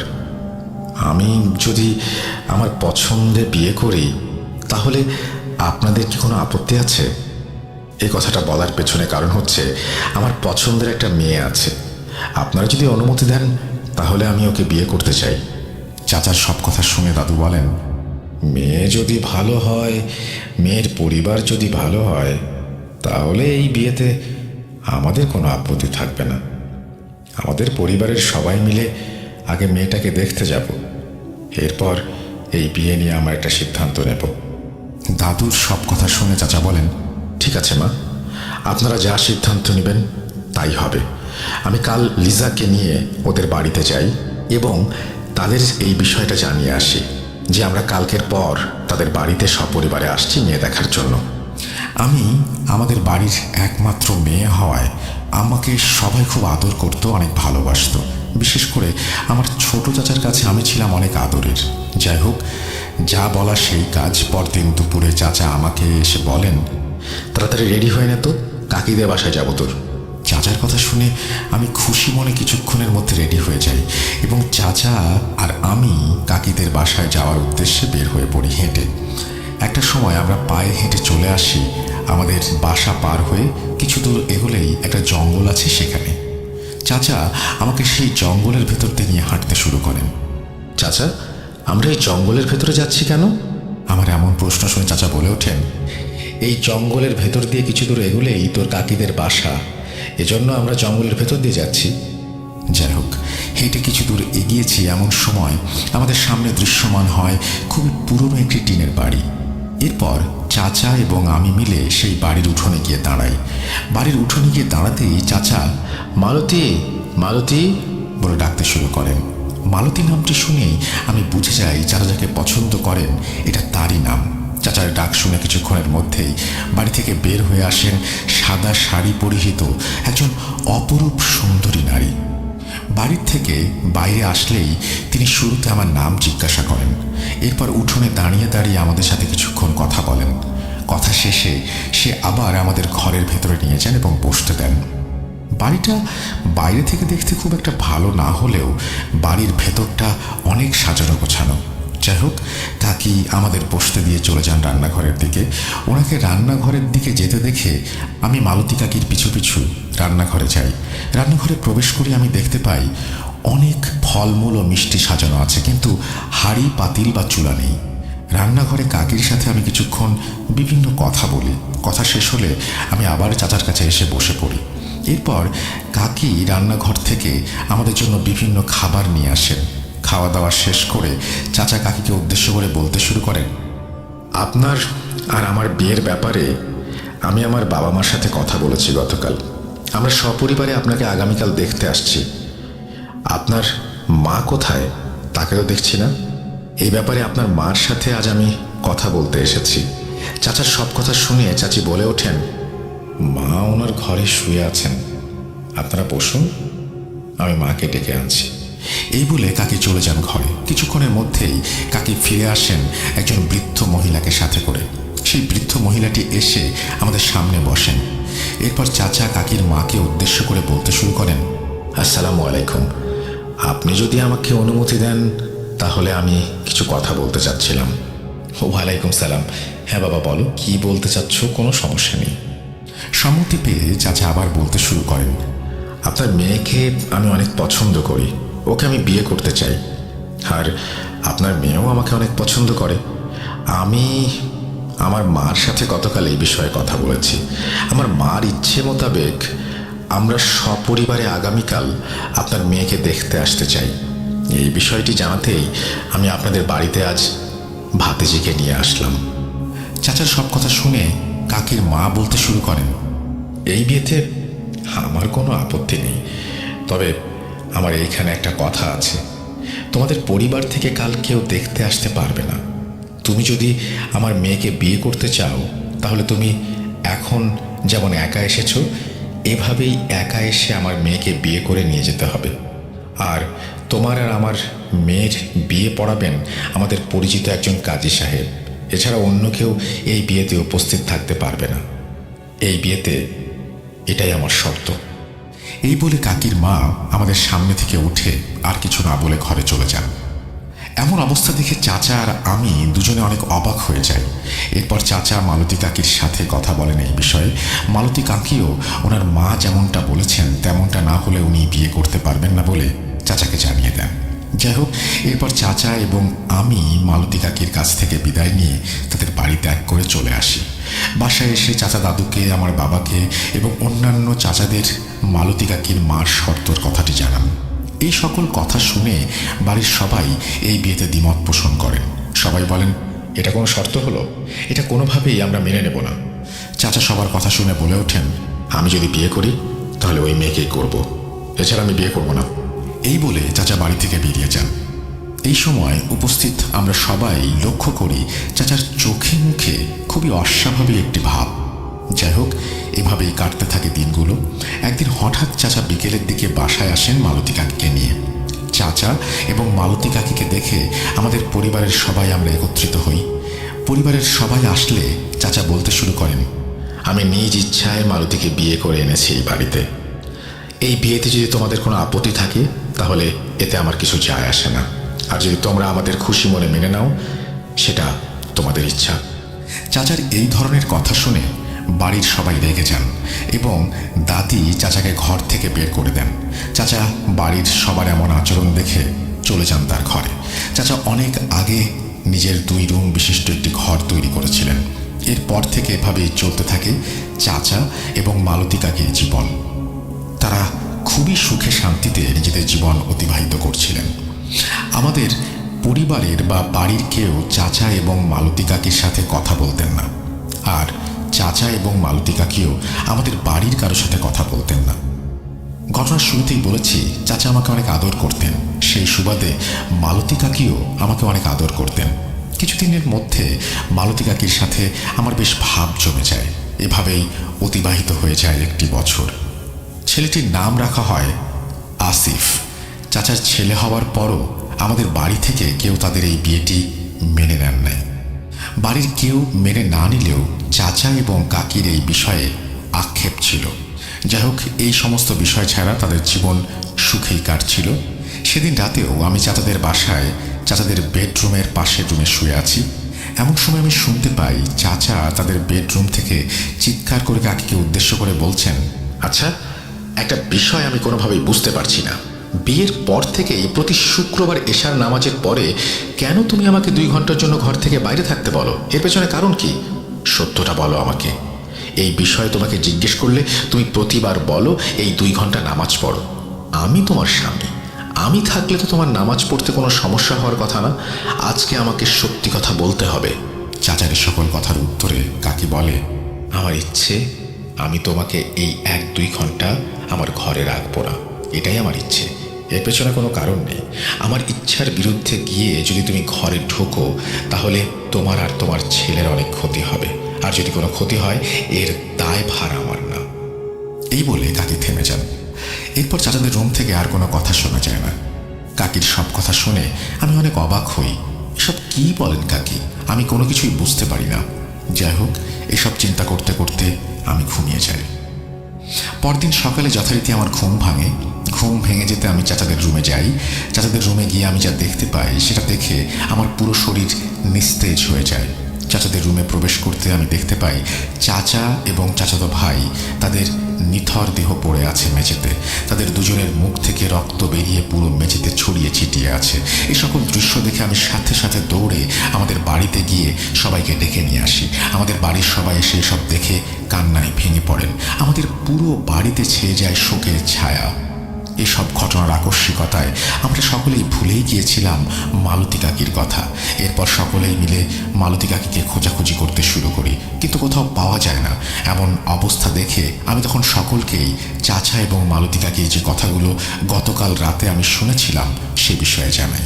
এই সকল কথা শুনে আমাদের পরিবারের কিছু মানুষ মিলে আমাকে নিয়ে মালতী কাকিদের বাড়িতে যাওয়ার উদ্দেশ্যে রওনা দেয়, কারণ আমি ছাড়া মালতী কাকিদের বাড়ির ঠিকানা আর কেউ জানতো না। যাই হোক, এরপর আমি সবাইকে নিয়ে যাই মালতী কাকিদের বাড়ির ঠিকানায়। মালতী কাকিদের বাড়ির ঠিকানায় পৌঁছে উপস্থিত সবাই একটা বিষয় লক্ষ্য করে অবাক হয়ে যায়। সেখানে গিয়ে আমরা সবাই দেখতে পাই সেখানে ভাঙা চূর্ণ বিচূর্ণ একটি টিনের ঘর দাঁড়িয়ে আছে। দেখে মনে হচ্ছে বছরের পর বছর এখানে কারো আনাগোনা নেই। এসব বিষয় দেখে আমরা সবাই চলে আসি আমাদের বাড়িতে। এসব কি হলো, কেন হলো, কিভাবে হলো, কেন, কিছু আমি তখনও বুঝতে পারিনি। এরপর ওই দিন বিকেলে চাচা এবং তার ছেলেকে দাফন করা হয়। এসব ঘটনা ছড়িয়ে যায় আমাদের গ্রামে। সকলেই মালতী কাকির নামে মামলা করার কথা বলতে থাকে। আবার অনেকেই বলাবলি করতে থাকে মামলা করে কোনো লাভ হবে না, চাচা এবং চাচার ছেলেকে নাকি মেরেছে পিশাচিনী। এরপর আমাদের পরিবার থেকে এই ঘটনায় কেউ বাদী হয়ে মামলা করেনি, কারণ মালতী চাচির বাবার বাড়ির ঠিকানা কেউ জানতো না, আর মালতী কাকিকে কোথাও পাওয়া যাচ্ছিল না। এমন অস্বাভাবিক একটি ঘটনা যার কোনো প্রকার কুল কিনারা কেউ করতে পারছে না। আমাদের পরিবারের সবাই এটুকু বুঝে গিয়েছিল যে ঘটনা যেটা ঘটে গেল সেটা কোনো স্বাভাবিক খুনের ঘটনা না, এতে বড় কোনো রহস্য লুকিয়ে আছে, কিন্তু কেউ এই রহস্যের খোলাসা করতে পারছে না। এই জন্য এই ঘটনার 4 দিনের মাথায় আমার দাদুর পরামর্শে আমার বাবা আমাদের এলাকার নাম করা একজন ভালো কবিরাজকে আমাদের বাড়িতে নিয়ে আসেন এবং একদম শুরু থেকে শেষ পর্যন্ত ঘটে যাওয়া সকল ঘটনা সেই কবিরাজকে বিস্তারিতভাবে বলেন। ওই দিন সকল ঘটনা শুনে তিনি পরের দিন এশার নামাজের পর আমাদের বাড়িতে আসবেন বলে সেদিনের মতো আমাদের বাড়ি ত্যাগ করেন। পরদিন যথারীতি কবিরাজ তার কথা মতো এশার নামাজের পর আমাদের বাড়িতে আসেন। বাড়িতে এসেই কবিরাজ আমার দাদুকে এবং সকলকে উদ্দেশ্য করে বলতে শুরু করেন, আপনার ছেলে যাকে বিয়ে করেছে এই বাড়িতে নিয়ে এসেছিল সে কোনো মানুষ ছিল না, সেই ছিল নরকের পিশাচিনী। এসব পিশাচিনীদের কাজ হচ্ছে কোনো মানুষকে বিয়ে করা এবং বিয়ের পর তাদের সন্তান যখন হবে সেই সন্তানকে বলি দেওয়ার মাধ্যমে নিজের শক্তি বৃদ্ধি করা। এই পিশাচিনীকে সবসময় আপনার ছেলের সাথে মানুষের রূপে থাকতে হতো, কিন্তু এই পিশাচিনীদের একটি বৈশিষ্ট্য হচ্ছে প্রতি শুক্রবার রাতে একটি নির্দিষ্ট তিথিতে এরা নিজেদের আসল ভয়ানক রূপে ফিরে আসে কিছু সময়ের জন্য। এই সময় কেউ যদি তাদের নিজের রূপে দেখে ফেলে তাহলে সেই পিশাচিনীদের অনেক ক্ষতি হয় এবং তাদের কাজে বিঘ্ন ঘটে। সেই পিশাচিনীকে আপনার ছেলে সেদিন তার আসল রূপে দেখে ফেলেছিল, এই জন্যই সে আপনার ছেলে এবং সেই বাচ্চাটিকে হত্যা করে চলে গিয়েছে। আর হ্যাঁ, লিজাকে যত তাড়াতাড়ি পারেন এখান থেকে সরিয়ে ফেলেন অন্য কোথাও। ঈশ্বর দিতে লিজা কখনো যেন আর না আসে, এখানে আসলে ওর ক্ষতি হওয়ার সম্ভাবনা আছে। এই বলে কবিরাজ আমাদের বাড়ি ত্যাগ করে চলে যান। এর কিছুদিনের মধ্যেই ঈশ্বরদী থেকে আমাকে পাঠিয়ে দেওয়া হয় নানুদের বাসায়। আমি 2006 সালে ঈশ্বরদী শহর ছেড়ে এসেছি, এখন পর্যন্ত আর সেখানে যাওয়া হয়নি। আমি আমার নানির কাছে বড় হয়েছি, নানিরা আমাকে বিয়ে দেন। আমার সবাই থাকতেও আমি বড় হয়েছি অনাথের মতো। এই বলে আমার ওয়াইফ কান্নায় ভেঙে পড়ে। এই বলে রুবেল ভাই তার ঘটনা শেষ করেন।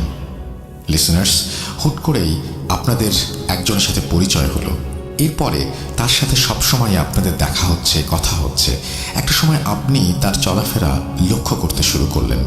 যদি কোনো একদিন হুট করে জানতে পারেন মানুষ ভেবে যাকে আপনি বন্ধু করেছেন বা যার সাথে মিশছেন সে আসলে মানুষ না, একজন জিন, তখন বিষয়টি কেমন দাঁড়াবে একটিবার চিন্তা করে দেখবেন।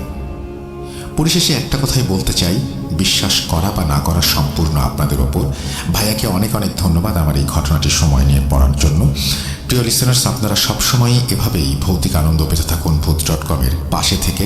আমি লাজিম ইয়াসার জিয়াদ আজ এখানেই বিদায় নিচ্ছি। খুব তাড়াতাড়ি ফিরে আসবো নতুন কোনো এপিসোডে, নতুন কোনো ঘটনা নিয়ে।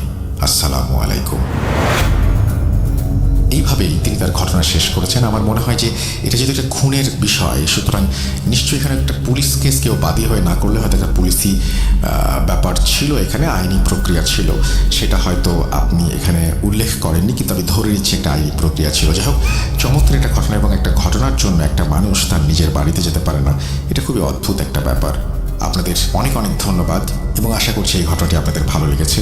যদি ভালো লাগে অবশ্যই আমাকে জানাবেন, যদি ভালো না লাগে সেটাও আমাকে জানাবেন। আমরা চলে যাব আমাদের পরবর্তী ঘটনায়। আশা করছি পরবর্তী ঘটনাটিও আপনাদের ভালো লাগবে। চলুন পরের ঘটনায় যাওয়া যাক। সাল 2003, রাত প্রায় 2টা থেকে 3টা। আশেপাশে কেউ যেন ফুপিয়ে ফুপিয়ে কেঁদেই চলেছে। তার কান্না জর্জরিত ভাঙা ভাঙা কণ্ঠে যেন কিছু বলছে। না, সে কোনো বিলাপ করছে না, তবে তার কান্নাতে তার মনের ভেতরে চলমান প্রচণ্ড ব্যথার ছাপ যেন স্পষ্ট। আমি খানিকটা এগিয়ে গেলাম এই কান্নার উৎস খোঁজার জন্য। সামান্য দূরে গিয়ে কান্নার উৎস পেয়েও গেলাম। আমি কি সে সময় দেখেছি তাই এই মুহূর্তে বলছি না, তবে ছেলেটি কি বলছে তা এবারে স্পষ্ট বুঝতে পারছি। তার বেদনাগ্রস্ত কণ্ঠে উচ্চারিত হচ্ছিল, যারা তোমার এই অবস্থার জন্য দায়ী, আমি তাদের সব সফলতার পথে কাঁটা হয়ে দাঁড়াবো। সেই কাঁটা পায়ে বিঁধে তারা সফলতার দুয়ারের সামনে মুখ থুবড়ে পড়বে, কিন্তু সেই দুয়ার ভেদ করতে পারবে না। আজ থেকে আমার যুদ্ধ শুরু। আমি আমার জীবনের লক্ষ্য ঠিক করে নিয়েছি। যত দিন বেঁচে থাকবে তাদেরকে আমার গোলাম বানিয়ে রাখবো। তারাও একদিন আমার কাছে এসে এভাবে চোখের অশ্রু ছড়িয়ে তাদের পথ থেকে আমাকে সরে দাঁড়াতে বলবে। সেদিন আমি হাসবো আর তারা কাঁদবে, কিন্তু আমার মনে তাদের জন্য কোনো করুণার জন্ম হবে না। আমি তাদের পথে আরও কাঁটা বিছিয়ে দেব। তাদের ধ্বংস না দেখে আমি কিছুতেই ক্ষান্ত হব না, কিছুতেই না। তুমি দেখে নিও, তোমার কাছে এই আমার শেষ প্রতিজ্ঞা। ছেলেটির কথা শুনে যে কেউ বুঝতে পারবে তার মনে জমে আছে কারোর জন্য তীব্র ঘৃণা, যাদের জীবনটাকে শেষ করে দেবার জন্য সে যে কোনো পর্যায়ে অতিক্রম করতে প্রতিজ্ঞাবদ্ধ। কিন্তু কেন? এর পেছনে নিশ্চয়ই কোনো গল্প আছে। কি সেই গল্প?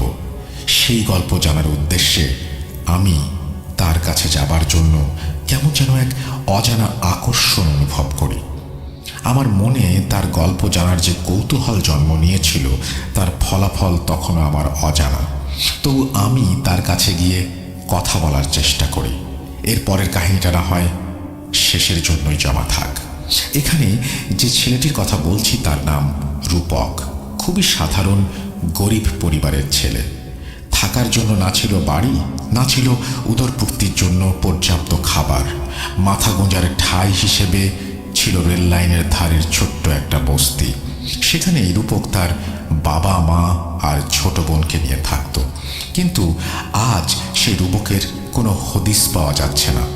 হঠাৎ করেই কোথায় যেন হারিয়ে গেছে সে। শেষ যখন তাকে দেখেছিলাম তখন তার চেহারায় ছিল অন্যরকম এক প্রশান্তি। তার আর্থিক অবস্থাও ঘুরে দাঁড়িয়েছিল। কিন্তু রূপকের আসল পরিচয় হিসেবে যদি বলি সে একজন সাধারণ মানুষ, তাহলে সেটা হবে ভুল অথবা মিথ্যা। তার পরিচয় আমার থেকে ভালো কেউ জানে না। রূপক ছিল একজন তন্ত্র সাধনার উজ্জ্বল নক্ষত্র। সামান্য বস্তিতে থাকা একটা ছেলে কিভাবে তন্ত্র সাধনা শেখে আর কেনই বা শেখে, এই প্রশ্নটি হয়তো আপনাদের মনে ঘুরপাক খাচ্ছে। একটু অপেক্ষা করুন, এই ঘটনার সব জট আস্তে আস্তে খুলবে, আর সেটা খুলব আমি। রূপক সাধারণ কোনো তান্ত্রিক ছিল না। সে ছিল খুবই আক্রমণাত্মক একজন তান্ত্রিক। সে কারোর ক্ষতি করার জন্য তন্ত্র সাধনা করত, ব্যাপারটা তেমন নয়। কিন্তু তাকে আমি এর মাধ্যমে কারো উপকারও করতে দেখিনি। মাসের পর মাস, বছরের পর বছর সে তার শিকারের জন্য অপেক্ষা করত। হ্যাঁ, শিকার খুঁজে বেড়াতো। কিন্তু এই যে সে শিকার নয়, এই শিকারের কিছু বৈশিষ্ট্য ছিল। এই শিকার শুধুমাত্র রূপকের একার শিকার ছিল না, বরং এই শিকার ছিল অন্য আরেকজনের। তার নাম হাসিদ আল রুহ। এই নাম কোনো সাধারণ নাম নয়, এই নাম তার নিজের দেয়া নাম। আল রুহ পরিচয় সম্পর্কে আমি সেই মুহূর্তে অবগত ছিলাম না। যখন জানলাম তখন মনে হলো মানুষের জীবন কখন কোন দিকে মোড় নেয় সেটা জানা গেলে কত ভালোই না হতো। সেসব কথা থাক। রূপকের মোট 4টি শিকার ছিল, সেগুলো বলছি একে একে। শিকার 1। প্রথম শিকার ছিল 19 বছর বয়সী একজন তরুণী, যার নাম আসমা। আসমা তখন সবেমাত্র কলেজে ভর্তি হয়েছে, আর 5টা মেয়ের মতো তার জীবনটাও স্বাভাবিক, হাস্যোজ্জ্বল আর সুন্দর ছিল। কিন্তু হঠাৎ তার এই আলোয় ভরা জীবনে কারোর নজর লেগে যায়। আসমা মাঝে মাঝে রাতে বাজে স্বপ্ন দেখতে শুরু করে। স্বপ্নে সে দেখতে পায় সে একজন বিবাহিতা নারীর সাজে সজ্জিত। তাকে কবুল বলতে বলা হচ্ছে, কিন্তু সে চাচ্ছে না। এই স্বপ্নে তার হবু স্বামীকে সে কখনোই দেখতে পেত না। এছাড়াও স্বপ্নে কেউ হয়তো তার সাথে জোর জবস্তি করার চেষ্টা করত। নিজেকে বাঁচাতে গিয়ে তার দম যেন বন্ধ হয়ে যেত। হঠাৎ বিকট চিৎকার দিয়ে সে ঘুম থেকে জেগে উঠত। ঘুম থেকে উঠে দেখতে পেত তার হাতে পায়ে সহ শরীরের বিভিন্ন স্থানে কালো কালো দাগ। তার হাতে বেশ বড় মাপের আঙুলের ছাপ স্পষ্ট দেখা যেত। বাবা মাকে বলার পর তারা অনেক হুজুরের সাথে যোগাযোগ করেন, কিন্তু সবাই একসময় পিছু হটেন। এর কারণ তখন অজানা হয়েই রয়ে গিয়েছিল। প্রতি রাতে অসহ্য যন্ত্রণা ভোগ করতে হতো আসমাকে। হয়তো তার সামনে খারাপ কিছু অপেক্ষা করছিল। এদিকে রূপকের আচরণও কেমন যেন পাল্টে যেতে শুরু করে। সে যেন অস্থির হয়েই যাচ্ছে দিনকে দিন। আমি জিজ্ঞাসা করলে বলে, না, আসছে না, কোনো খোঁজ পাচ্ছি না, চেষ্টা চালিয়ে যাচ্ছি। আমার মন বলছে আল রুহ তার শিকার পেয়ে গেছে, কিন্তু ওই শিকার ওর নয়, আমার, শুধুই আমার। ওই শিকারের হকদার একমাত্র আমি। আজ রাতে আমি আবারও কড়াভাবে চেষ্টা করব সেই শিকারের খোঁজ বের করতে। আপনি আজ রাতে আমার ঘরের আশেপাশে ভুলেও আসবেন না। আর আমাকে আপনি সাহায্য করছেন, তাই আমি আপনাকে সব বলছি। আমার কাজ আপনাকে দেখাচ্ছি। এসব যদি ঘূর্ণাক্ষরেও কেউ জানতে পারে, তাহলে আমার পরবর্তী শিকার হবেন আপনি। কথাটা মাথায় রাখবেন। সেদিন তার কথা শুনে আমি বেশ ভয় পেয়ে যাই। আমার কাছে মনে হতে থাকে এ সেই রূপক নয় যাকে আমি প্রথমবার দেখেছিলাম। আসলে পরিস্থিতি তাকে হয়তো এভাবে বদলে দিয়েছে। সেদিন রাতে রূপক বেশ কিছু রিচুয়াল করে ঘুমিয়ে পড়ে। পরদিন সকালে সে আমাকে একটি ছোট কাগজে লিখে পাঠায়। আমাকে সাথে নিয়ে এক জায়গায় যাবে বলে জানায় সেই কাগজে। আমি বিকেলের দিকে রূপকের সাথে দেখা করি। তাকে দেখে বেশ উত্তেজিত লাগছিল। কিছু জিজ্ঞেস করার সুযোগ না দিয়েই বলতে শুরু করলো, ভাই, পেয়ে গিয়েছি। আমি তার বাসা সহ চিনে গিয়েছি। আর দেরি করা যাবে না, আসুন এখনই বাসায় যাব। আমি রূপকের কথার মাথামুন্ডু কিছুই না বুঝে তার দিকে হাঁ করে তাকিয়ে রইলাম। আমাকে চুপচাপ দাঁড়িয়ে থাকতে দেখে সে আমার হাত টেনে ধরে কোথায় যেন নিয়ে যেতে শুরু করে। আমি কেমন যেন ঘোরের মধ্যে চলে গেলাম। হঠাৎ তার কণ্ঠ শুনে চেতনা ফিরে পেলাম। দেখলাম আমি একটি ছোট টিনের বাড়ির সামনে দাঁড়িয়ে। এই জায়গাটা আমি চিনি না, আগে কখনো আসিনি, কিন্তু মনে হলো যেন কয়েক সেকেন্ডের মধ্যে আমি এখানে চলে এসেছি। রূপক আমাকে নিয়ে সেই বাসায় কড়া নাড়ল। এক মধ্যবয়সী মহিলা দরজা খুলে দিলেন। আমাদের পরিচয় জানতে চাইলে রূপক ওনাকে জিজ্ঞাসা করেন, চাচি, কিছু মনে করবেন না, আপনি আমাদের চিনবেন না। আপনার মেয়ের নাম আসমা, তাই না? আসলে আমার পরিচিত এক ইমামের মাধ্যমে আসমার অসুস্থতার কথা জেনে আমি এখানে এসেছি। ওর সাথে দেখা করতে। দেখা করা যাবে? রূপকের কথা শুনে মহিলা আর কোনো প্রশ্ন না করেই মেয়ের সাথে দেখা করতে দিতে রাজি হয়ে যান। কেননা মেয়ের সুস্থতাই এখন ওনার সব থেকে বড় বিষয় হয়ে দাঁড়িয়েছিল। আসমার সাথে দেখা করার পর আমার মনে হচ্ছিল আমি হয়তো কোনো কঙ্কালের গায়ে জড়ানো চামড়ার একজন মানুষ দেখছি। এত জীর্ণ শরীরের কোনো মানুষ আমি এর আগে দেখিনি। আসমার মা কাঁদতে কাঁদতে আমাদেরকে আসমার সমস্যাগুলো খুলে বলেন। আমি একটু আগেই উল্লেখ করেছিলাম রূপক তখন আসমার মায়ের হাতে একটি কাগজ দিয়ে বলেন, ওই কাগজে মোড়ানো আছে এক বিশুদ্ধ উনুনের ছাই। এই ছাই যেন প্রতি রাতে আসমার মাথায় লাগিয়ে দেয়া হয়। এছাড়া সে এক বোতল পানি বের করে কি যেন পড়ে তাতে ফুঁ দিয়ে আসমাকে খেতে বলে। আসমা সেই পানি পান করে। রূপক মহিলাকে বলে, আজ থেকে আগামী 3 দিন খুবই বিপজ্জনক। এই সময় আসমা যেন ঘরের বাইরে না বের হয়, আর কোনোভাবেই এই ছাই লাগানোর কথা যেন ভুলে না যান। এই বলে রূপক আমাকে নিয়ে চলে আসে। আমি রূপককে জিজ্ঞাসা করি, ওটা কিসের ছাই? উত্তরে সে বলে, আজ না, অন্য একদিন বলবো। যদি আমার ভাগ্যে থাকে তাহলে নাকি আমি জানতে পারবো। তার উত্তরে কেন জানি না আমি সন্তুষ্ট হতে পারিনি। তাকে পুনরায় প্রশ্ন করি, 3 দিন কেন বিপজ্জনক? উত্তরে রূপক বলে, আপনি সব জানতে পারবেন, কিন্তু এখন না। 3 দিন পর, এই 3 দিন আমার সাথে কোনো প্রকার যোগাযোগ করবেন না। 3য় দিন আপনি সব জানতে পারবেন। কিভাবে জানতে পারবেন সে প্রশ্নও করবেন না। আমি তাকে আর কোনো প্রশ্ন না করে বাসায় ফিরি। 3 দিন পর কি হবে ভাবতে ভাবতে আমি অস্থির হয়ে পড়ি। এই 3 দিন আমার কাছে 3 বছরের মতো লম্বা মনে হচ্ছিল। 3 দিন পর রাতে ঘুমিয়ে আমি একটা অদ্ভুত স্বপ্ন দেখি। আমি দেখি লম্বা আলখেল্লা পড়া একজন ব্যক্তি ভারী কণ্ঠে বলছে, কাজটা কি ভালো করলি? আমার শিকার কেড়ে নিয়ে ভেবেছিস শান্তিতে ঘুমাবি? একটা শিকার গিয়েছে তাতে কি? এতে আমার কোনো ক্ষতি হয়নি। মাঝখান দিয়ে তোর বেশ কিছু কাঠখড় পোড়াতে হলো। কতদিন এভাবে আমার শিকার কেড়ে নিবি? পারবি না, পারবি না। পাশ থেকে ভেসে আসে কণ্ঠ। সে বলে, আমার কোনো কিছুই মনে রাখার নেই। আমার শুধু মনে আছে প্রতিজ্ঞা। তোর সব কর্মের মাঝে বাধা হয়ে দাঁড়াবো আমি। তোকে তোর উদ্দেশ্য হাসিল করতে আমি দেব না। মনে রাখিস, আমিও আমার কথার খেলাপ করি না। রূপকের কথা শেষ হতে না হতেই রূপকের সাথে সেই ব্যক্তির তুমুল যুদ্ধ শুরু হয়। রূপককে আমি চিনতে পারছিলাম না। তার পেছন থেকে যেন মানবরূপী বিশাল দেহী এক পশু আকৃতির কোনো কিছু বের হয়ে এসে সেই ব্যক্তির মুখে সজোরে থাবা বসিয়ে তাকে ছুঁড়ে ফেলে দেয় কয়েক ফুট দূরে। রাগে ফুঁসতে ফুঁসতে সেই ব্যক্তি রূপককে হুমকি দিয়ে চলে যায়। হঠাৎ আমার মনে হলো রূপক আমার দিকে তাকিয়ে হাসছে আর বলছে, বলেছিলাম না সব জানতে পারবেন। তার চোখ টকটকে লাল। তার মুখের হাসি যেন স্বয়ং শয়তানের হাসিকেও হার মানাতে বাধ্য। আমার ঘুম ভেঙে যায়। ঘেমে নিয়ে আমি একাকার। সকালে রূপকের সাথে দেখা করি। আমাকে দেখে সে বলে, আপনি তো সব জেনেই গিয়েছেন, তাই আর কিছু জিজ্ঞেস করবেন না।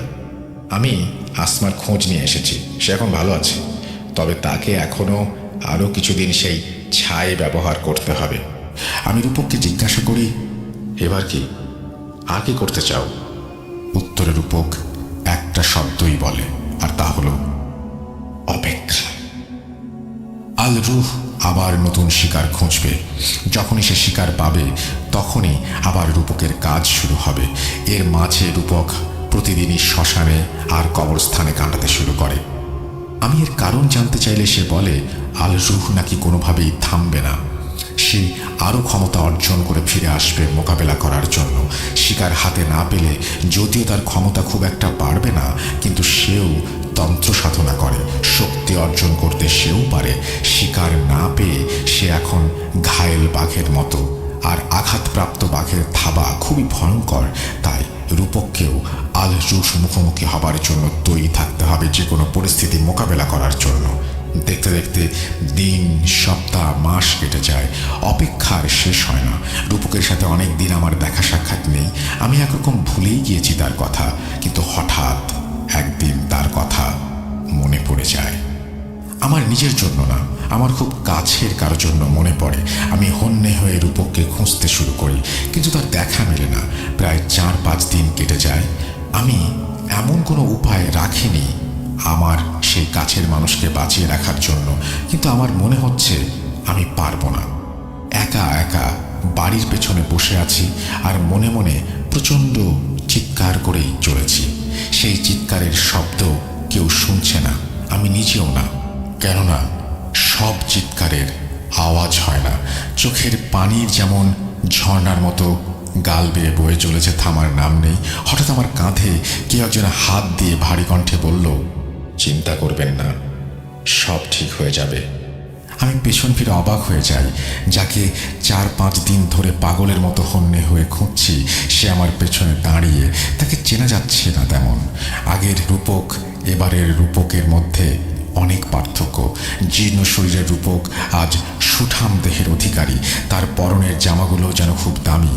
তাকে দেখে আমি মনে মনে কত যে খুশি হয়েছি ভাষায় প্রকাশ করতে পারবো না। দাঁড়িয়ে উঠে তাকে জড়িয়ে ধরে বলি, ভাই, আমার বোনকে বাঁচাও। আমার বোনের অবস্থা খুব খারাপ। সে বিছানায় একেবারে মৃত মানুষের মতো পড়ে আছে। বাঁচাও তাকে, ভিক্ষা চাইছি তোমার কাছে। ভাই, তুমি বাঁচাও ওকে। আমার কথা শুনে রূপক আমাকে শান্ত হতে বলে আর আমার বোনকে দেখার ইচ্ছা প্রকাশ করে। আমি তাকে আমার বোনের রুমে নিয়ে যাই, তাকে দেখাই।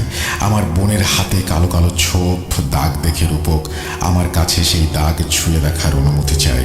আমি তাকে অনুমতি দিলে সে চোখ বন্ধ করে আমার বোনের হাতে থাকা কালো দাগ স্পর্শ করে।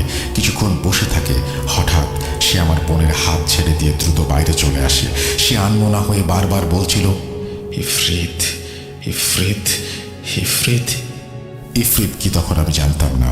আমি তাকে কি হয়েছে জিজ্ঞাসা করলে সে আমাকে শুধু বলে, হাতের সময় খুব কম, যা করার আজই করতে হবে। এসব কিছু বলার সময় এখন নেই, আগে বোনকে বাঁচাতে হবে। এসব বলে সে তড়িঘড়ি করে বাসা থেকে বের হয়ে যায়। যাবার সময় সে বলে কিছুক্ষণ পর আবার ফিরে আসবে। তার এমন অবস্থা দেখে আমি নিজে কি পরিমাণ যে ভয় পেয়েছি ভাষায় প্রকাশ করার মতো না। ঘণ্টাখানেক পরে সে ফিরে আসে, সাথে নিয়ে আসে একটা পুটলি।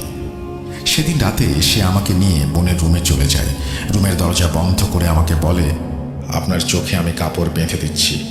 এখানে এমন কিছু হতে পারে যা সহ্য করার সাহস আপনার নেই।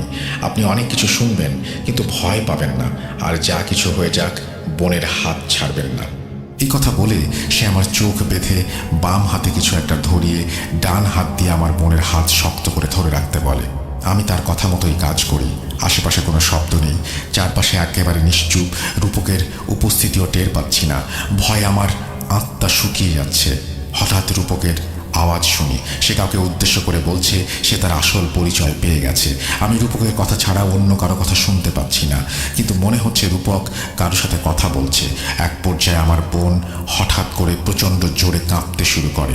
আমার হাত ছাড়ানোর জন্য সে পাগল হয়ে যায়। শুরু হয় চিৎকার, আর্তনাদ। আমার গলা শুকিয়ে যায়, হাত ব্যথায় যেন ভেঙে যাচ্ছে। না আর পারছি না ধরে রাখতে। আমার হাতে কামড় বসিয়ে দেয় আমার বোন। হাতের ওপরে চামড়া ছিঁড়ে ফেলে। ব্যথায় আমি হাও মাও করে কেঁদে উঠি।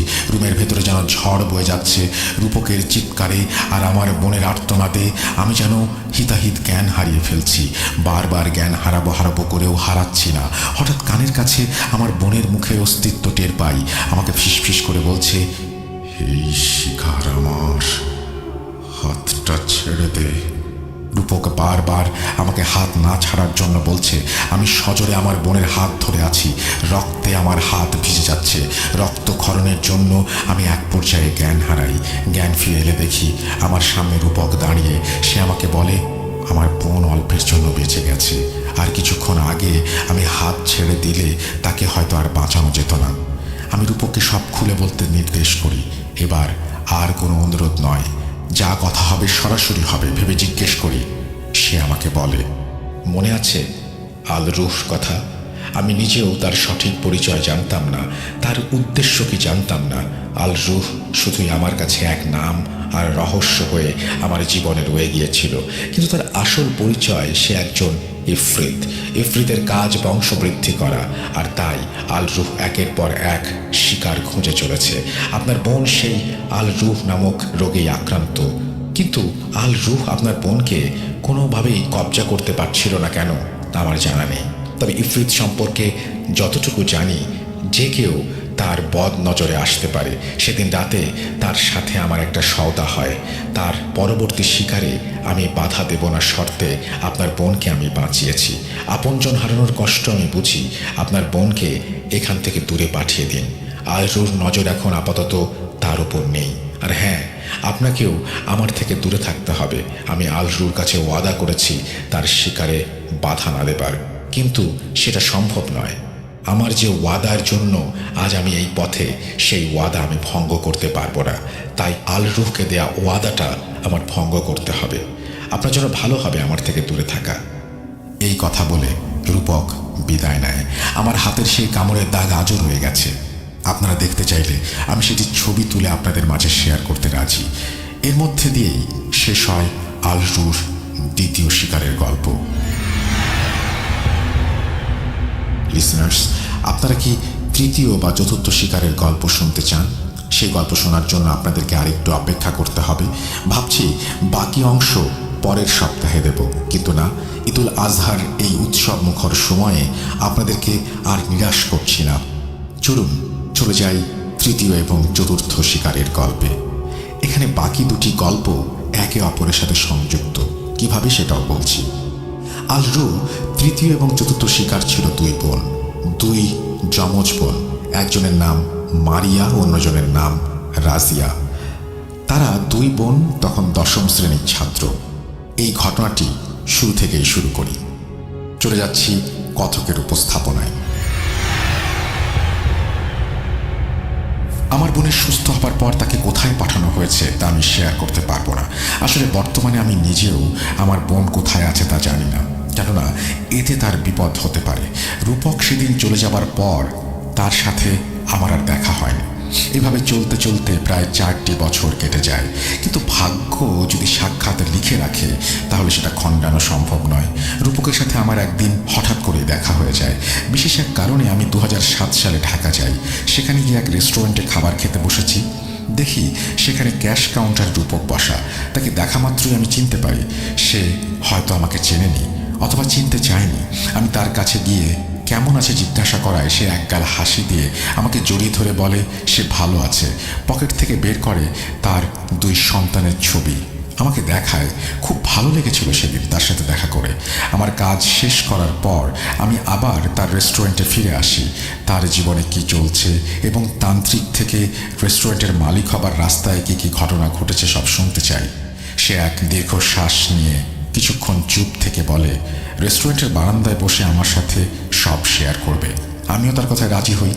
দুজন একসাথে বসে কফির কাপ হাতে নিয়ে চুপচাপ অপেক্ষা করি। একসময় রূপক বলতে শুরু করে, ভাই, জীবনের অনেকটা সময় আল রুহ নষ্ট করে দিয়েছে।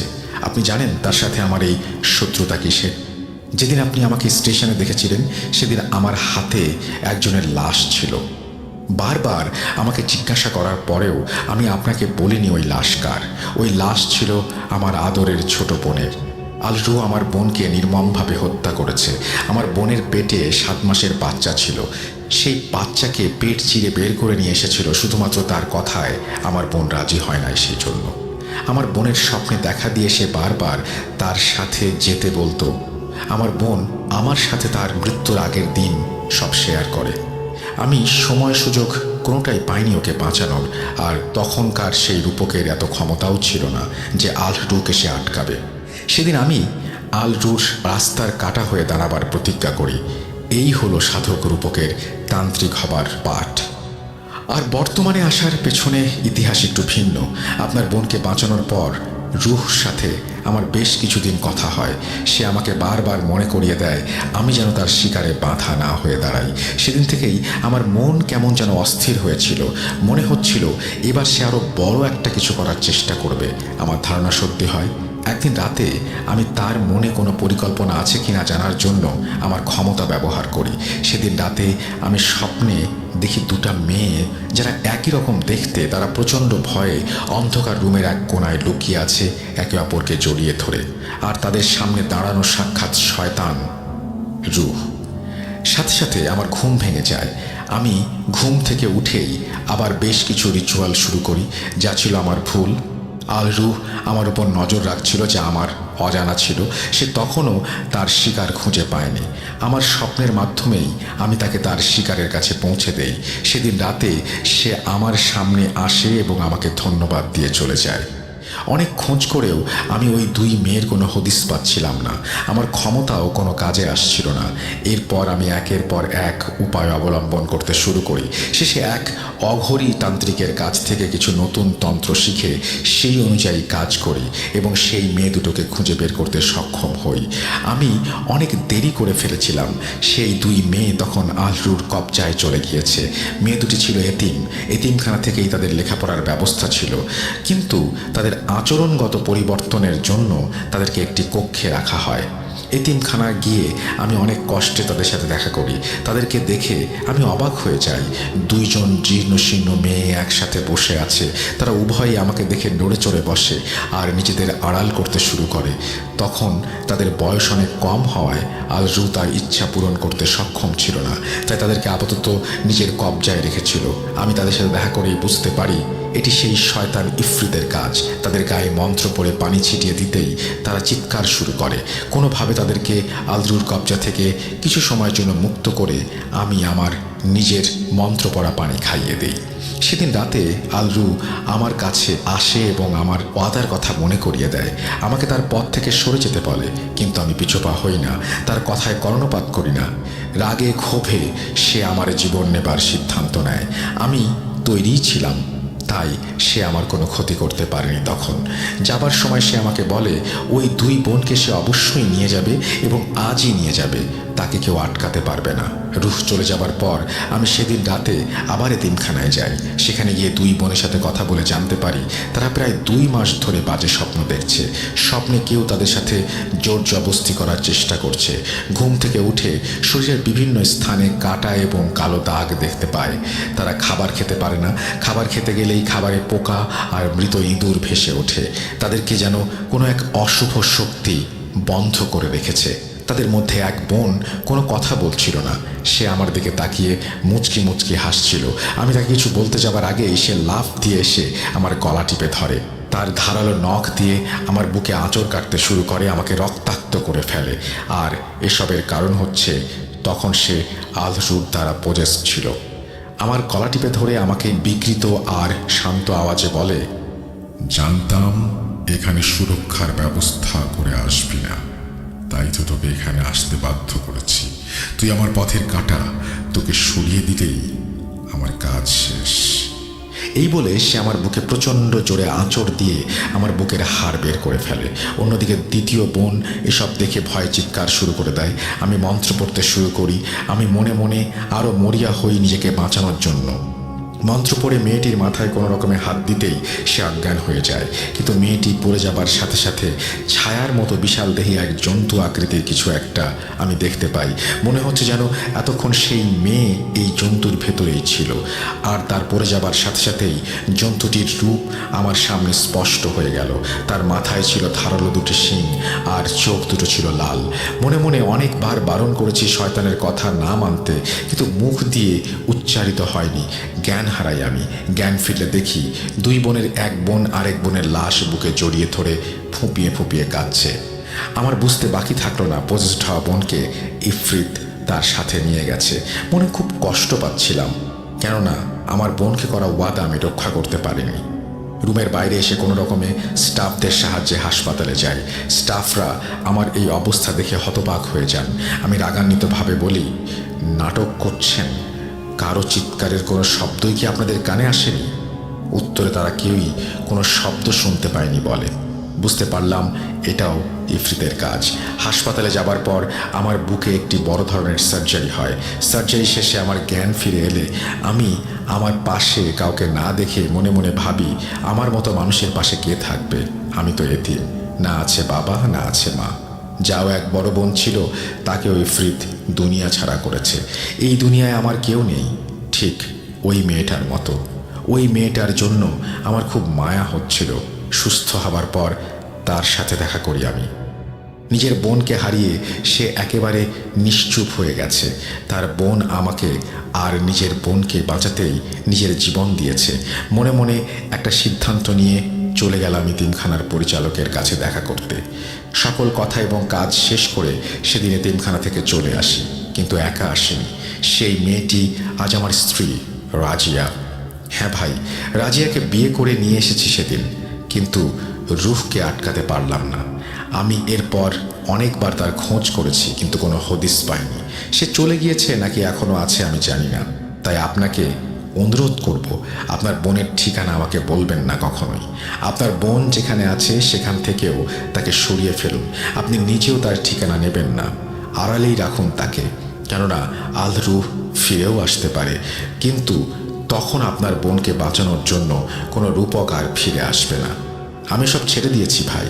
রুহকে খুঁজতে খুঁজতে ব্যর্থ হয়ে যখন আর কোনো পথ পাচ্ছিলাম না, তখন আমি নিজেকে পাল্টে ফেলি। নিজের স্ত্রী সংসারের জন্য আমার তন্ত্র সাধনায় অর্জিত অর্থের কিছু অংশ আমি আমার স্ত্রী যে এতিমখানায় ছিল সেখানে দান করে দিই। বাকি টাকা দিয়ে এই রেস্টুরেন্ট চালু করি। স্ত্রী আর 2 সন্তান নিয়ে সুখেই আছি।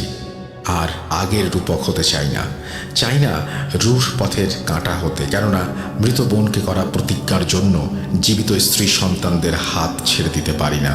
আর তাই আজ সাধারণ মানুষ হিসেবেই রয়ে গেলাম। জানি না রুহ এখন কোথায়, তবে তার সাথে আর কখনো দেখা হোক সেটা আমি চাই না। অনেক শুনেছি মানুষ জাতি জিনকে বশ করে, বন্দি করে, টর্চার করে, কিন্তু সত্যিকারে তা হয় কি না আমার জানা নেই। ইফরিতের মোকাবেলা যারা করেছেন তারাই কেবল জানেন ইফরিতের ক্ষমতা কত বেশি, কতটা ভয়ঙ্কর। আমি জানি, নিজের চোখে দেখেছি, তাই আর দেখতে চাই না। ভেবেছিলাম এসব নিয়ে আর আলোচনা করব না, কিন্তু আপনার বোনের ঠিকানা কেউ যেন জানতে না পারে, তাই এই ব্যাপারটা আপনাকে সাবধান করতেই খুলে বললাম। রাতের খাবারটা খেয়ে যাবেন। এই বলে রূপক তার ঘটনার ইতি টানে। জীবনটা বড়ই অদ্ভুত। একজনের আত্মত্যাগের জন্য 2টি প্রাণ বেঁচে যায়। নিজের কথা না ভেবে মানুষ আপনজনের জন্য নিজের জীবন অনায়াসে কুরবান করে দেয়। এই জন্যই মনে হয় কুরবানির অর্থ ত্যাগ। আর সেই কুরবানি ঈদে আমি সিফাত আলম আপনাদের কুরবানি যেন আল্লাহ তাআলা কবুল করেন সেই দোয়া করে বিদায় নিচ্ছি।